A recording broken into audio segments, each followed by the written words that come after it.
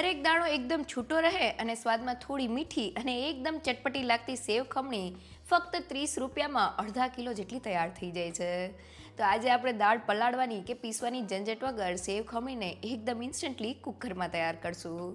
સાથે તેનો વઘાર એવી રીતે કરશું કે સેવ ખમણી ઠંડી થયા પછી પણ જરા પણ ડ્રાય નહીં લાગે અને તે એકદમ છૂટી બજાર જેવી તૈયાર થશે. તો ચાલો રેસીપી શરૂ કરીએ. ઇન્સ્ટન્ટ સેવ ખમણી બનાવવા માટે મેં ચણાનો લોટ લીધેલો છે. તો વાટકીના માપથી 1 વાટકી અને તેની પર અડધી વાટકી એટલે કે 1.5 વાટકી અને વજનમાં 150 ગ્રામ જેટલો ચણાનો લોટ લીધેલો છે. લોટના આ માપથી અંદાજિત 500 ગ્રામ અને અડધા કિલો જેટલી સેવ ખમણી તૈયાર થશે. તેમાં સ્વાદ પણ મીઠું, 1/4 ટીસ્પૂન જેટલો હળદર પાવડર, 1 પિંચ જેટલી હિંગ, તીખાશ માટે 2 નંગ જેટલા લીલા મરચાં અને ઢોકળાને ખાટો મીઠો સ્વાદ દેવા માટે 2 મોટી ચમચી જેટલી ખાંડ અને 1 મોટી ચમચી જેટલો લીંબુનો રસ એડ કરી દઈએ. સાથે મેં જે વાટકીથી લોટ લીધેલો હતો તે વાટકીના માપથી 1 વાટકી જેટલું પાણી લીધેલું છે.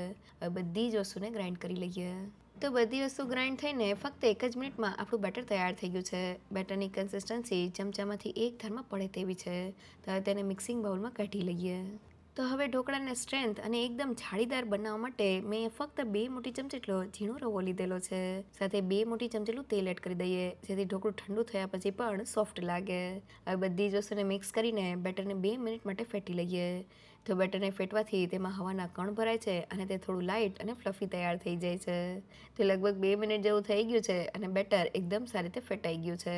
તો હવે તેને ઢાંકીને ફક્ત 10 મિનિટ માટેનો રેસ્ટ આપી દઈએ જેથી આપણો લોટ સારી રીતે પલળી જાય. તો 10 થી 15 મિનિટ પછી આપણું બેટર સેટ થઈ ગયું છે.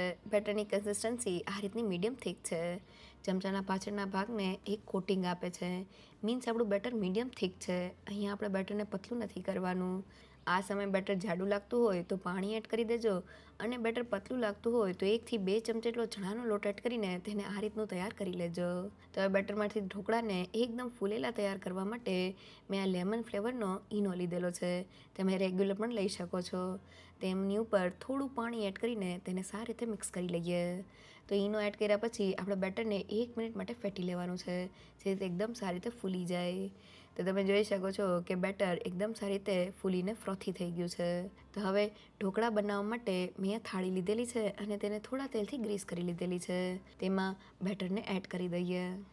હવે ઢોકળાને સ્ટીમ કરવા માટે મેં કુકરમાં 2 થી 3 કપ જેટલા પાણીને ગરમ કરી લીધેલું છે. સેન્ટરમાં રાખેલા કાંઠા ઉપર ઢોકળાની પ્લેટને રાખી દઈએ અને હવે કુકરનું ઢાંકણ બંધ કરી દઈએ. તો આપણે ઢાંકણમાં સીટી નથી લગાવવાની.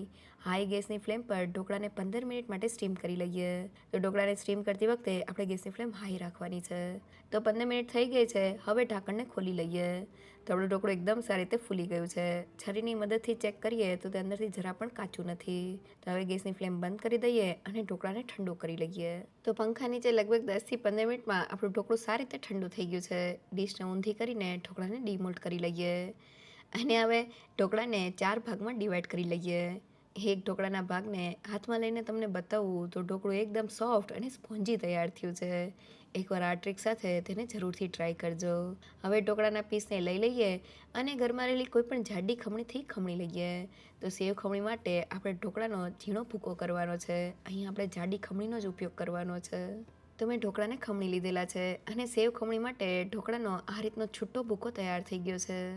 હવે સેવ ખમણીને વઘારવા કડાઈમાં 3 મોટી ચમચી જેટલું તેલ એડ કરી દઈએ. ગરમ તેલમાં 1 ચમચી રાઈ, 1 ચમચી સફેદ તલ, 6 થી 7 લીમડાના પાન અને 2 થી 3 નંગ જેટલી લીલા મરચાંની સ્લિટ્સ એડ કરી દઈએ. 1 પિંચ જેટલી હિંગ એડ કરીને વઘારને સારી રીતે સાતરી લઈએ. તો વઘાર સતરાઈ જાય એટલે તેમાં 1 પિંચ જેટલો હળદર પાવડર એડ કરીને તેને મિક્સ કરી લઈએ. તો હળદર પાવડર વઘારમાં એડ કરવાથી સેવ ખમણીનો સ્વાદ બજાર જેવો આવે છે. તો હવે મેં અહીંયા અડધા કપ જેટલું પાણી લીધેલું છે. તેમાં 3 મોટી ચમચી જેટલી ખાંડ અને 1 મોટી ચમચી જેટલો લીંબુનો રસ એડ કરી દઈએ. તેને મિક્સ કરી લઈએ અને પાણીવાળા મિક્સરને વઘારમાં એડ કરી દઈએ અને સારી રીતે મિક્સ કરી લઈએ. તો પાણી આ રીતના ઉકળવા લાગે એટલે તેમાં ઢોકળાના ભૂકાને એડ કરી દઈએ અને કોથમીરના પાન એડ કરીને તેને મિક્સ કરી લઈએ. તો વઘારમાં જે આપણે પાણી એડ કરેલું છે તે એકદમ સારી રીતે ઢોકળામાં એબ્ઝોર્બ થઈ જશે જેનાથી સેવ ખમણીનો સ્વાદ એકદમ ખાટો મીઠો આવશે. તો બધી વસ્તુ મિક્સ થઈને આપણી સેવ ખમણી તૈયાર થઈ ગઈ છે. જોતાં જ ખાવાનું મન થઈ જાય એવું છે. તો હવે ગરમા ગરમ સેવ ખમણીને સર્વ કરી લઈએ.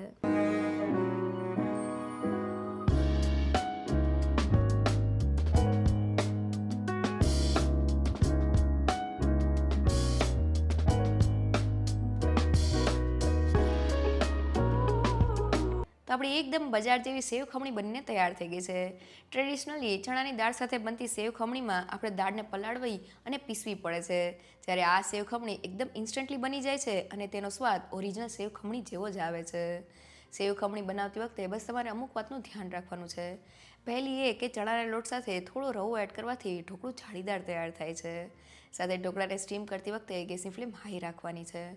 અને સેવ ખમણીનું જે ઢોકળું તૈયાર થઈ જાય તેને કોઈ પણ જાડી ખમણીથી ખમણી લેવાનું છે. અને તેનો વઘાર કરતી વખતે વઘારમાં ખાંડ અને લીંબુ સાથે એક પાણી એડ કરવાનું છે, જે ઢોકળાના ભૂકામાં એકદમ સારી રીતે એબ્ઝોર્બ થઈ જાય અને સેવ ખમણી ઠંડી થયા પછી પણ એકદમ સોફ્ટ અને મોઇસ્ટ લાગે. જો તમને મારી આજની રેસીપી ગમી હોય તો મને કમેન્ટ સેક્શનમાં જરૂરથી કહેજો. સાથે મારા વિડીયોને લાઇક અને ફ્રેન્ડ્સ અને ફેમિલીમાં શેર કરજો.